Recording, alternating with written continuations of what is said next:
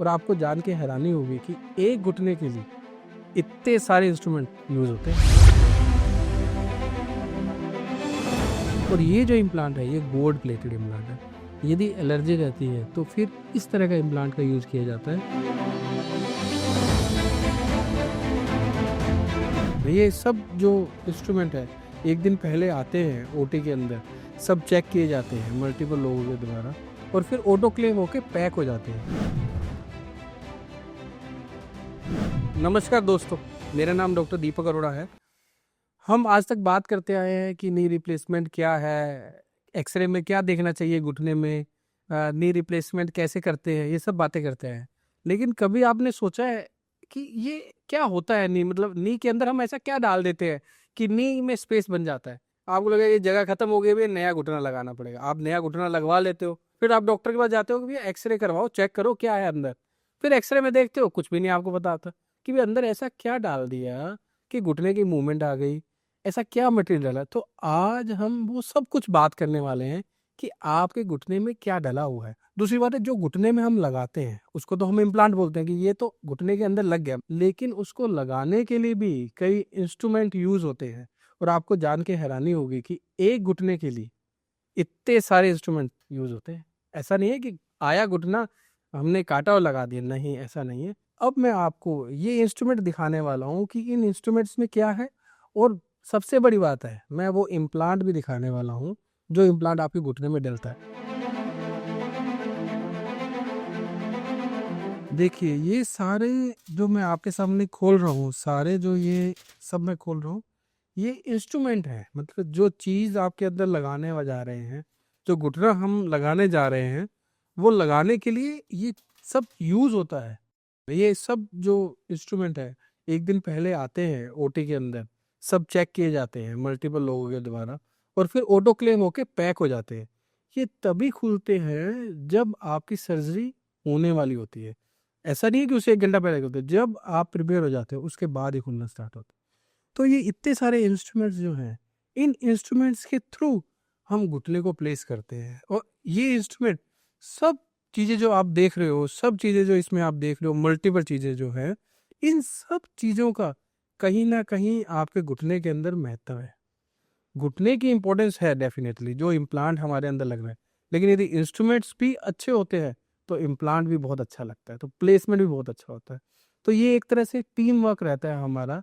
उस टीम में शुरू से लेके एंड तक सबका रोल रहता है। एक बार आप डेट जब घुटने के लिए ऑपरेशन के लिए फाइनल कर लेते हैं तो उसकी डेट लेते ही सब तैयारियां स्टार्ट हो जाती है, क्योंकि इंस्ट्रूमेंटेशन की एक लिस्ट होती है जो आनी होती है आपको घुटने में लगाने के लिए। इनकी डिटेल में तो हम नहीं जाएंगे क्योंकि इनके लिए हमें पढ़ाई बहुत करनी पड़ती है, ये सब हमें देखना पड़ता है। अब इसके बाद में जो आपके अंदर डालते हैं, बेसिकली जो इम्प्लांट हम यूज़ करते हैं, जो अंदर डालने वाले हैं, अभी मैं उसके बारे में बात करने वाला हूँ। और वो भी हमारा एक तरह से सैंपल इम्प्लांट है जो हम पेशेंट के अंदर नहीं लगाने वाले हैं। तो वो मैं आपको दिखाने वाला हूँ कि वो कैसा दिखता है, कैसा होता है, उसकी क्या क्वालिटी रहती है। अभी तक जो मैंने बात की थी वो बात की थी इंस्ट्रूमेंटेशन जो यूज़ होता है घुटने को लगाने के लिए। और आपने देखा होगा कि बहुत सारे इंस्ट्रूमेंट यूज़ होते हैं एक घुटने को लगाने के लिए। अच्छा, अब मैं बहुत इंपॉर्टेंट बात करने जा रहा हूँ।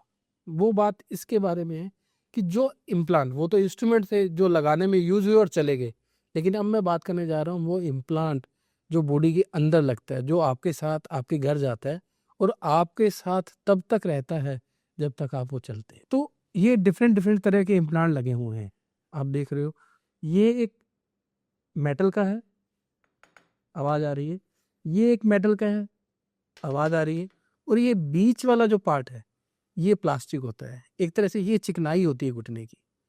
ये एक बहुत हाई क्वालिटी प्लास्टिक होता है जिसके बारे में मैं आपसे बात करूंगा।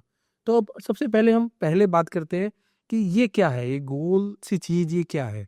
ये क्या होता है कि जो फीमर का जो एंड होता है, जो मतलब कि घुटने में जो ऊपर का भाग है वो गोल होता है, तो उसको शेप देके उसके ऊपर ऐसा गोल लगाया जाता है। तो ये गोल उसके ऊपर बिल्कुल लग जाता है। ये जो लगता है बोन के साथ, सीमेंट के थ्रू फिट हो जाता है, बोन के अंदर चिपक जाता है।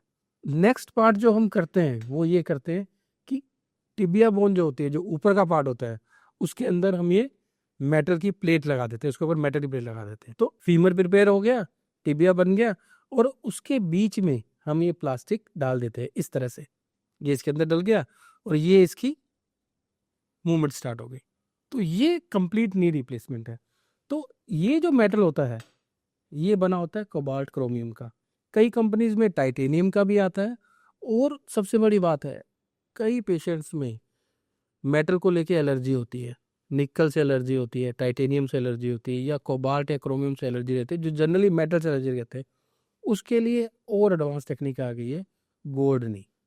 ये जो इम्प्लांट रहता है, जैसे आप ये देख पा रहे हो कि ये जो इम्प्लांट है वो इम्प्लांट शाइनी इम्प्लांट है, वाइट कलर का इम्प्लांट है। और ये जो इम्प्लांट है ये गोल्ड प्लेटेड इम्प्लांट है। यदि एलर्जी रहती है तो फिर इस तरह का इम्प्लांट का यूज़ किया जाता है जिसके ऊपर गोल्ड की प्लेटिंग रहती है। ये पूरा गोल्ड का नहीं बना हुआ है, इसके ऊपर जस्ट जो लेयर है, जो कवरिंग है वो गोल्ड की है, ताकि आपकी बॉडी में एलर्जी ना करे। हमने बात की कि भैया फीमर का कंपोनेंट होता है, टिबिया का कंपोनेंट होता है, दोनों मेटल से बने होते हैं।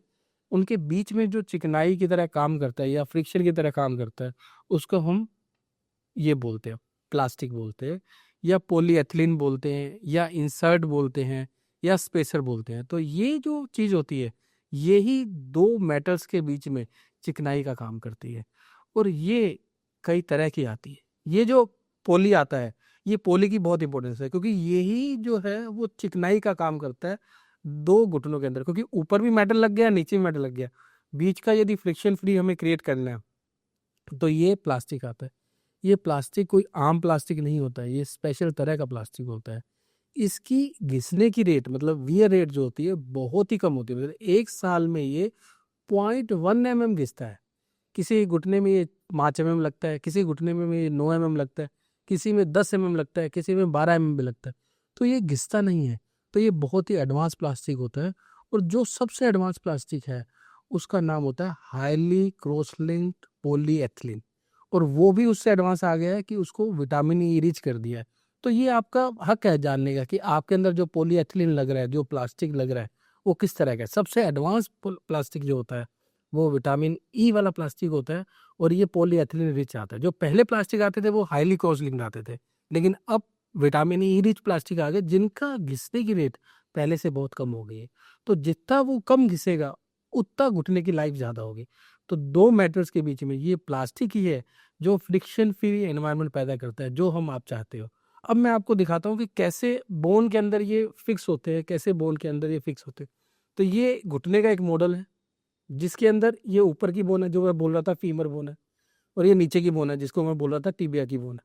तो और बीच का ये जो होता है इसको हम कार्टिलेज बोलते हैं। तो ये कार्टिलेज का काम करता है।